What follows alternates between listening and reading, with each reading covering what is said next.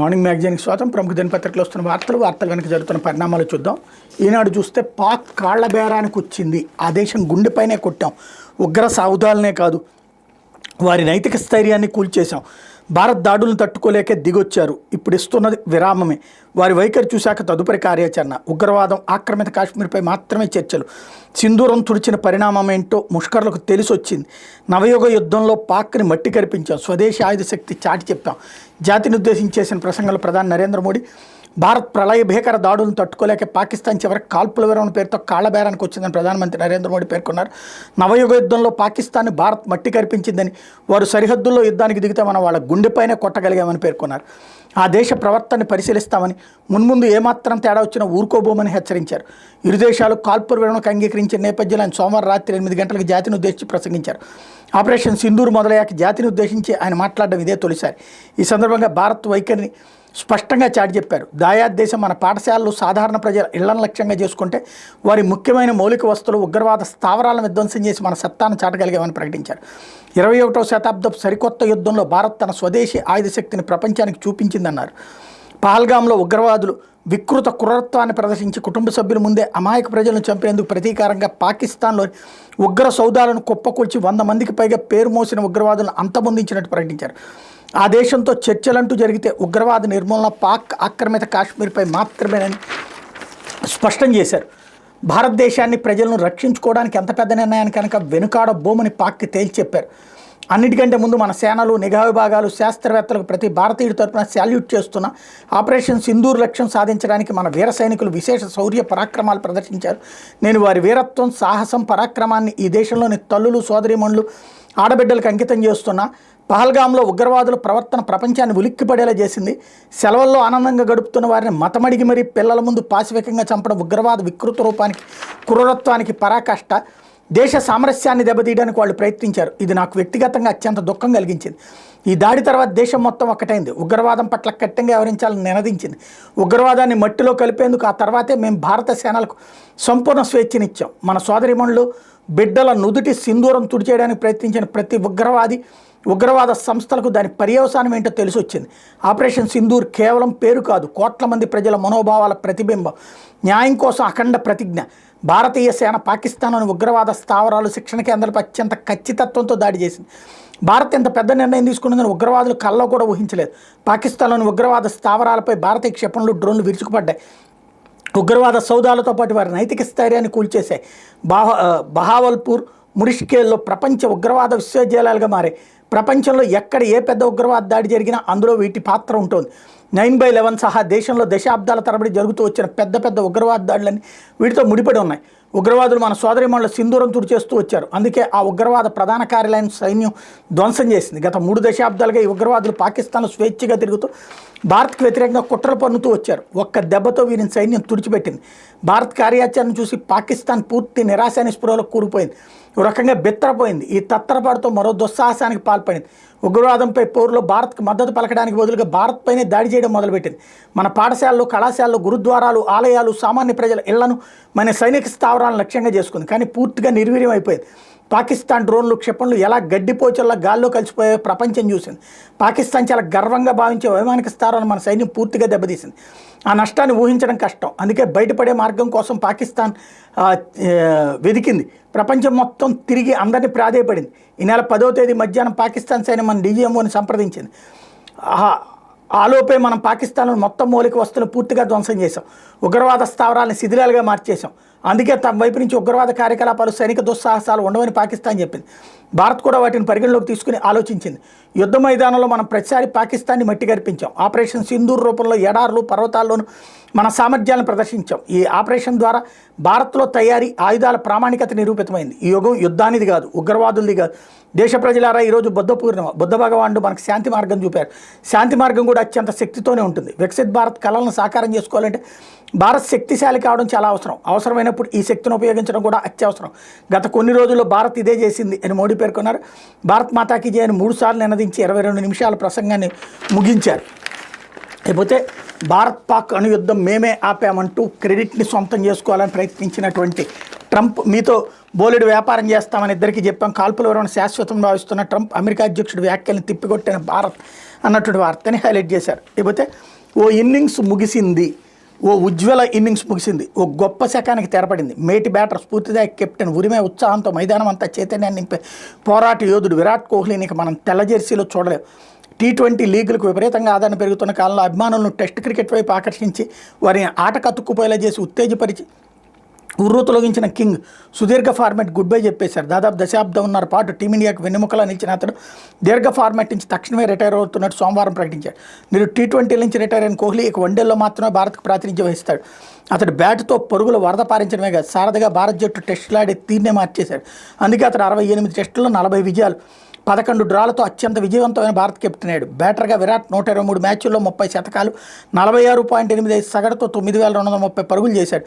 Border Gavaskar సిరీస్లో భాగంగా జనవరిలో సిడ్నీలో ఆడిన 5వ టెస్ట్ క్రికెట్ కెరీర్లో ఆఖరి టెస్ట్ 2027 వన్డే ప్రపంచ కప్ వరకు 50 ఓవర్ల ఫార్మాట్లో కొనసాగాలందుకు కోహ్లీ లక్ష్యం అన్నటువంటి వార్తని హైలైట్ చేశారు. లేకపోతే స్థానిక గిరిజనులకే ఏజెన్సీలో ఉద్యోగాలు ఏజెన్సీ ప్రాంతాల్లో స్థానిక గిరిజనులకు ప్రభుత్వ ఉద్యోగాలు 100% రిజర్వేషన్లు కల్పించేందుకు కట్టుబడి ఉన్నామని ముఖ్యమంత్రి చంద్రబాబు స్పష్టం చేశారు.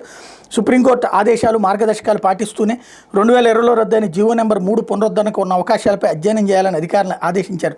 న్యాయ సమీక్షలో రద్దయిన జీవో నెంబర్ 3ని పునరుద్ధరించేందుకు తీసుకోవాల్సిన చర్యలపై అధికారులతో సచివాలయంలో చంద్రబాబు సోమవారం సమీక్ష నిర్వహించారన్నటువంటి వార్తను హైలైట్ చేశారు. మొన్ననే సపరేట్ డిఎస్సీ పెట్టాలి, ఈ రెగ్యులర్ డిఎస్సీతో ఎట్లాగా అని చెప్పేసి అక్కడ బంద్ జరిగింది.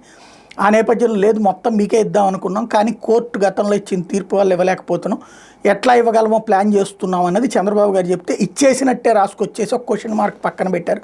మనకు కావాల్సిన వాళ్ళ కోసం ఎట్ట రాస్తాం, మనకు వద్దన్న వాళ్ళ కోసం అయితే ఎట్ట రాస్తాం అనేటటువంటి ధోరణిలో వార్తని చూడొచ్చు. ఇక్కడ ఇకపోతే నిర్మాణాత్మక విమర్శలను కోర్టులు స్వాగతించాలి, ప్రజల పరిశీలన చర్చలు నిర్మాణాత్మక విమర్శలు న్యాయస్థానాలు స్వాగతించేలా ఉండాలని సుప్రీంకోర్టు స్పష్టం చేసింది. కోర్టులు ప్రజలకు చెందిన బహిరంగ సంస్థలను గుర్తు చేసింది. ప్రజలు ప్రెస్ ప్రతి ముఖ్య విషయాన్ని బలంగా చర్చించాల్సిన అవసరం ఉందని అభిప్రాయపడింది. కోర్టు విచారణలో ఉన్నటువంటి వ్యవహారాలు సబ్జుడిస్ని సైతం చర్చించుకోవచ్చని తేల్చి చెప్పింది. అయితే విమర్శలపై న్యాయమూర్తులు స్పందించలేరనే విషయాన్ని విమర్శించే వ్యక్తి గుర్తుంచుకోవాలని వ్యాఖ్యానించింది. న్యాయమూర్తులు న్యాయస్థానాలు అపఖ్యాతి పాలు చేసేలా కళంకం తెచ్చేలా ప్రచురణలు వ్యాఖ్యానాలు చేస్తే కోర్టులు తప్పనిసరిగా చర్యలు తీసుకుంటాయని పేర్కొంది. న్యాయ వ్యవస్థ సహా ఏ వ్యవస్థ అయినా మెరుగుపడేందుకు ఆత్మపరిశీలన కీలకమని బలమైన చర్చ జరిగినప్పుడు అది సాధ్యమవుతుందని తెలిపింది. న్యాయస్థానం ముందున్న అంశాలేమి చర్చకు అతీతం కాదని తేల్చి చెప్పింది. న్యాయ వ్యవస్థ, జ్యుడిషియరీ, మీడియా ప్రజాస్వామ్యానికి మూల స్తంభాలను గుర్తు చేసి స్వేచ్ఛాయుత ప్రజాస్వామ్యం వర్ధిల్లాలంటే ఈ రెండు ఒకదానికొకటి అనుబంధంగా ఉండాలని తెలిపింది. వెబ్సైట్ నుంచి ఫలానా వివరాలు తొలగించాలి మీడియా సంస్థలు ఆదేశించే పని కోర్టులది కాదని పేర్కొంది అన్నటువంటి వార్తని హైలైట్ చేశారు. అయితే నర్సింగ్ వృత్తి దైవంతో సమానం అంటూ మంత్రి సత్యకుమార్ యాదవ్ రోగులకు సేవలు అందించే నర్సింగ్ వృత్తి దైవంతో సమానం అని ఆరోగ్య శాఖ మంత్రి సత్యకుమార్ యాదవ్ పేర్కొన్నారు. అంతర్జాతీయ నర్సుల దినోత్సవం పురస్కరించి AP nurses mid and wives council విజయవాడలో తుమ్మలపల్లి కళాక్షేత్రంలో సోమవారం నిర్వహించిన కార్యక్రమంలో ఫ్లోరెన్స్ నైటింగేల్ అవార్డులకు మంత్రి అందజేశారన్నటువంటి వార్తని హైలైట్ చేశారు. అయితే కార్యకర్తలను ఎందుకు రెచ్చగొట్టారు, హెలికాప్టర్ దెబ్బతింటే మరొకటి తీసుకురావచ్చు కదా, మాజీ ఎమ్మెల్యే తోపుతుర్తిని ప్రశ్నించిన పోలీసులు.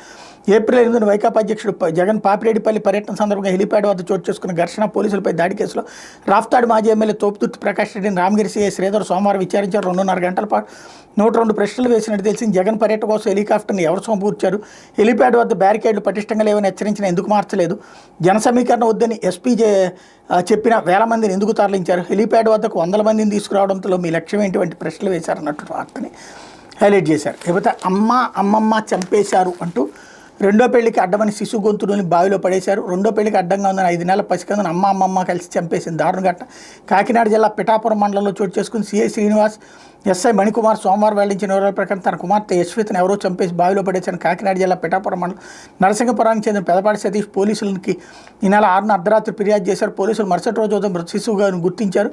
సిఐ ఆధ్వర్యంలో 3 బృందాలతో విచారణ చేపట్టగా విస్తుపోయే నిజాలు వెలువడ్డాయి. పిఠాపురానికి చెందిన పసుపులేటి అన్నవరం కులపెద్దగా వ్యవహరిస్తుంటుంది. 2 ఏళ్ల క్రితం తన కుమార్తె శైలజ ఇంటి నుంచి వెళ్ళిపోయి సతీష్ను కులాంతర వివాహం చేసుకుంది. కొద్దికాలం క్రితం ఆ కాన్పు కోసం పుట్టింటికి వచ్చింది. 5 నెలల కిందట యశ్విత్ జన్మించింది. ఈ క్రమంలో శైలజ మనసు మార్చి తన కులస్తుడికి ఇచ్చి రెండో పెళ్లి చేయాలని అన్నవరం నిర్ణయించింది. మనవరాలను అడ్డు తొలగించేందుకు పథకం పన్నింది. ఈ నెల 6న పసికందు యశ్విత్ను అన్నవరం శైలజ కలిసి గొంతు నులిమి చంపేసి పక్కింట్లోని బావిలో పడేశారు. క్షుద్ర పూజలు జరిగినట్టు నమ్మించేందుకు ఇంటి ముందు పసుపు కుంకుమ జల్లి నిమ్మకాయలు పెట్టారు. చివరికి దొరికిపోయారన్నటువంటి వార్తనే తెలియజేశారు. ఇంత రాక్షసులు మన దేశంలో కులాల పేరుతో ఉన్నారు అనేటటువంటిది గ్రహించాలి, అంగీకరించాలి. ఇలాంటి రాక్షసులు ఉరితీయడం కాదు, కాల్చి చంపాలి. లేకపోతే సాక్షి అణుమాత్రం బెదరం దాయాదికి ప్రధాని మోడీ హెచ్చరిక. ఉగ్రవాదంపై ఆపరేషన్ సింధూర్, ఇకపై మన దేశ అధికారిక విధానం ఇదే. పాకిస్తాన్ దుశ్చర్యలన్నింటికి ఇలాగే బదిలిస్తాం. ఉగ్రవాదాన్ని పాకిస్తాన్కి వేరుగా చూడము. పాక్ సైన్యం, ప్రభుత్వం ఉగ్రవాద పోషకులు. ఎప్పటికైనా ఆ భూతానికే బలవుతుంది. ఉగ్రవాదం, వాణిజ్యం, చర్చలు ఒకే ఓరలో ఇవ్వడం. నీళ్లు రక్తము ఎన్నటికి కలిసి ప్రవహించలేవు. ఉగ్రవాదులు మన మహిళలు సింధూరం తుడి చేశారు. ఉగ్రమూలాలతో పాటు వారి స్థైర్యాన్ని పెకిలించేశాం. 9/11 వంటి ఉగ్రదాడులు కేంద్రాలు భస్మీపట్లం. దాంతో పాక్ నాయకత్వం బెక్క చచ్చిపోయింది. దాయది కనివిని ఎరగని రీతిలో బుద్ధి చెప్పాం. కల్లో కూడా ఊహించిన నష్టాలు చవి చూపాం. సైనిక వైమానిక స్థావరాలను ధ్వంసం చేశాం. దిక్కుతోచ కాలబేరానికి వచ్చి శరణ వేడింది. ఉగ్రవాదం సైనిక దుశ్చర్యలు ఉండవని హామీ ఇచ్చింది. అందుకే విరమణ. సైనిక చర్య కేవలం విరామే. సైనికులకు, నిఘా వర్గాలకు, శాస్త్రవేత్తలకు నా సెల్యూట్ అంటూ అని స్టేట్మెంట్ హైలైట్ చేశారు. అయితే బాబే సూత్రధారి, ముఖ్య నేత సమర్పించు మందు పాత్రలు. వ్యూహాత్మక పాత్రధారుల ఎంపిక, ఎవరి మీద కుట్ర పన్నాలి, ఎవరిని ఇరికించాలనే ముఖ్య నేత పన్నాగం. బెదిరింపులు, ప్రలోభాలతో తమ దారికి తెచ్చుకున్న అబద్ధపు వాంగ్మూలాలు. తెరపైకి బేతాళ కథలు, సిట్ రిమాండ్ రిపోర్ట్లు, అవే కట్టు కథలు. తాము సంతకం చేయలేదని న్యాయమూర్తి ఎదుటి చెబుతున్న నిందితులు. రెడ్ బుక్ ఆగడాలపై కోర్టుకు మొరపెట్టుకున్న డిజిటల్ యజమానులు. సిట్ బెదిరింపులు, బలవంతపు వాంగ్మూలాలపై 3 సార్లు కోర్టును ఆశ్రయించిన వాసుదేవ్ రెడ్డి ఎట్టకేలకు తమ దారికి రావడంతో రిలీవ్ చేసి వెంటనే కేంద్ర సర్వీసుకు పంపిన ప్రభుత్వ పెద్దలు. బెవరేజెస్ కార్పొరేషన్ చిన్న స్థాయి ఉద్యోగులకు బెదిరింపులు.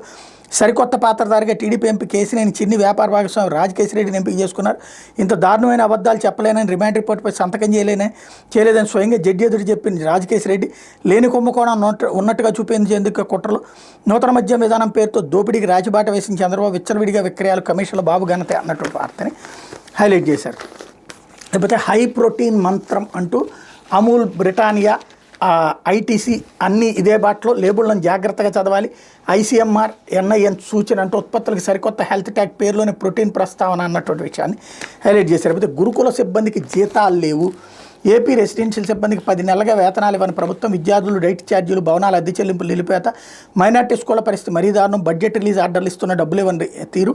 ఎంతో ఉన్నతమైన ఆశయాలతో ఏర్పాటు చేసిన ఆంధ్రప్రదేశ్ రెసిడెన్షియల్ జూనియర్ కాలేజీలు ఏపీఆర్ఎస్ అండ్ జేసీ పరిస్థితి తీసుకట్టుగా మారింది. ఉత్తమ ఫలితాలు సాధిస్తున్న కూటమి సర్కార్ నిర్లక్ష్యం కారణంగా స్కూళ్ళు, కాలేజీలు పనిచేస్తున్న సిబ్బంది ఆర్థిక కష్టాలు పడుతున్నారు. విద్యా సంవత్సరం అంతా టీచింగ్, నాన్ టీచింగ్ స్టాఫ్ జీతాలు ఇవ్వకపోవడంతో పాటు విద్యార్థులకు డైట్ ఛార్జీలు సైతం చెల్లించలేదంటే పరిస్థితి ఎంత దయనీయంగా ఉందో అర్థం చేసుకోవచ్చు అన్నటువంటి వార్తని హైలైట్ చేశారు. మంత్రి ఆదేశించారు, నిబంధనలు మార్చేశారు. 10 ఏళ్ల తర్వాత ప్రైవేట్ పాలిటెక్నిక్ కాలేజీల అఫిలియేషన్ ఫీజుల సమీక్ష. విద్యార్థుల సంఖ్య ఆధారంగా వసూలు కమిటీ ఆమోదం. సెక్షన్ల ప్రకారం 2025-26 నుంచి ఫీజు వసూలుకు నిర్ణయం. కానీ అమాత్యం జోక్యంతో మారిపోయిన సీన్. హుటాహుట్న పాత విధానానికి ఓకే చెప్పిన అకాడమిక్ కమిటీ. బ్రాంచుల లెక్కన ఫీజు తీసుకునే ఉత్తర్వులు జారీ. సెక్షన్ల ప్రకారం ఫీజు చెల్లించేందుకు ఇష్టపడిన పెద్ద కాలేజీల యాజమాన్యాలు ప్రభుత్వంలోని కీలక మంత్రిని ఆశ్రయించాయి. బ్రాంచుల ప్రకారం ఫీజులు ఉండేలా పాత విధానం అమలు చేయాలని కోరే. దీంతో సదరు మంత్రి ఆదేశాల మేరకు సాంకేతిక విద్య డైరెక్టర్ ప్రైవేట్ యాజమాన్యాలు కోరినట్టు మార్పులు చేయాలని సాంకేతిక విద్య అకాడమిక్ కమిటీకి మౌఖిక ఆదేశాలు జారీ చేసినట్టు సమాచారం అన్నటువంటి వార్తని హైలైట్ చేశారు. ఇకపోతే ఆంధ్రజ్యోతి అణుబూచికి బెదరం అన్నటువంటి వార్తని ఇక్కడ హైలైట్ చేశారు. మరోవైపు వాణిజ్య బెదిరింపులతో దారికి అంటూ ట్రంప్ది యుద్ధం ఆగకపోతే వాణిజ్యం ఉండదని బెదిరించా. ఉన్న పళంగా కాల్పుల విరమణ పాటించాలని చెప్పా. భారత్ పాక్ అణుయుద్ధాన్ని నివారించా, లేకుంటే కోట్ల మంది చనిపోయారు. భారత్ పాక్ ప్రధానుల పరిస్థితిని అర్థం చేసుకున్నారు. భారత్తో చర్చలు ప్రారంభించారు. పాక్తోనూ త్వరలో. అమెరికా అధ్యక్షుడు ట్రంప్ వ్యాఖ్యలు, ఆయన వ్యాఖ్యల వాస్తవం లేదన్న భారత ప్రభుత్వ వర్గాలు. భారత్ పాకిస్తాన్ల మధ్య ఉద్రిక్తతలకు అడ్డుకట్ట వేసిన తానే అమెరికా అధ్యక్షుడు డొనాల్డ్ ట్రంప్ మరోసారి పేర్కొన్నారు. కాల్పుల విరమణ పాటించకపోతే తమ దేశంతో వాణిజ్యం ఆపేస్తానని హెచ్చరించారని, ఇరు దేశాల మధ్య అణుయుద్ధాన్ని నివారించారని వ్యాఖ్యానించారు. అమెరికా అధ్యక్ష కార్యాలయం నిర్వహించిన మీడియా సమావేశంలో ట్రంప్ ఈ వ్యాఖ్యలు చేశారన్నటువంటి వార్తని హైలైట్ చేశారు. ఇకపోతే సరిహద్దుల్లో సైన్యాన్ని తగ్గిద్దాం, డ్రోన్లు, మిస్సైల్ దాడులు జరగద్దు, కాల్పుల విరమణ పాటిద్దాం. భారత్ పాక్ డీజీఎంఓల భేటీలో నిర్ణయం. కాసేపటికే భారత్ భూభాగంలోకి పాక్ డ్రోన్లు సమర్థంగా కూల్చేసామన్న భారత సైన్యం. ఎలాంటి ఆందోళన అవసరం లేదని వెల్లడి. సాంబా, హోషియార్పూర్లో బ్లాకౌట్. పాక్ వైమానిక స్థావరాలకు చావు దెబ్బ. 11 ఎయిర్ బేసులపై బేకర్ దాడులు. ఆపరేషన్ సింధూర్పై డీజీఎంఓల వెల్లడి. కిరాణా హిల్స్పై దాడి చేయలేదు ఏకే భారతి. నియంత్రణ రేఖ వెంబడి ఉద్రిక్త పరిస్థితులను తగ్గించామని భారత్ పాక్ చెందిన మిలిటరీ ఆపరేషనల్ డైరెక్టర్ జనరల్స్ నిర్ణయించారు. సోమవారం సాయంత్రం 5 గంటల సమయంలో ఇరు డీజీఎంఓలు హాట్లైన్ ద్వారా 45 నిమిషాల పాటు సమావేశం నిర్ణయాలు తీసుకున్న. నిజానికి మధ్యాహ్నం 12 గంటలకు వీరు భేటీ జరగ కాసేపటి సమావేశం సాయంత్రానికి వాయిదా వేశారన్నటువంటి వార్తని హైలైట్ చేశారు. లేకపోతే శ్రీశైలం దుస్థితిపై సీఎం సీరియస్. ఆర్థిక శాఖతోనే అసలు పేచిపోయారా? సిలిండర్లు దెబ్బతిన్న సంగతి ఇన్నేళ్ళు ఎందుకు చెప్పలేదు? తక్షణమే ఎన్డీఎస్సీ జలసంఘంతో సమావేశం నిర్వహించాలి. మరమ్మతులకు ఎంత అవుతుందో వాటి ద్వారా అంచనా వేయించాలి. ఆ మొత్తానికి వెంటనే కేబినెట్ ఆమోదం తీసుకోవాలి. సీఎంఓ కార్యదర్శికి ఆదేశం అన్నటువంటి వార్తని హైలైట్ చేశారు. లేకపోతే ఐప్యాక్కి డబ్బులు ధమాకా అంటూ శిక్షణ పేరు 274 కోట్లు, అదనంగా పర్యవేక్షణ 280 కోట్లు, మానవ వనరుల పేరు రామిన్ఫో కాంట్రాక్ట్, యూనికార్పొరేట్తో కన్సార్టియం 1045 మంది సేవలు. వీరంతా ఐప్యాక్ వారే. కలెక్టర్లు, ప్రజాప్రతినిధులు, ప్రతిపక్షాలపై నిఘా. వైసీపీ కోసం సాగిన పర్యవేక్షణ. రామిన్ఫో ద్వారా సొమ్ము ఐప్యాక్కి అన్నటువంటి వార్తని హైలైట్ చేశారు. ఇకపోతే సాగర్లో సుందరీమణుల సందడి అంటూ గిరిజన నృత్యంతో అందగత్తెలకు స్వాగతం. బుద్ధ భవనాన్ని సందర్శించిన భావన నేడు చార్మినార్ వద్ద హెరిటేజ్ వాక్. మిస్ వరల్డ్ 2025 పోటీలో పాల్గొనేందుకు హైదరాబాద్కు వచ్చిన వివిధ దేశాల సుందరీమణులు సోమవారం నల్గొండ జిల్లాలో నాగార్జున సాగర్ని సందర్శించారు. బుద్ధవనాన్ని చూసి ఆనంద పరవశులయ్యారు. ఆసియా దేశాలకు చెందిన 22 మంది అందాల భావనలు ప్రత్యేక బస్సులో సోమవారం సాయంత్రం 4:55 గంటలకు నాగార్జున సాగర్ హిల్ కాలనీలోని విజయవిహార అతిథి గృహానికి చేరుకున్నారు.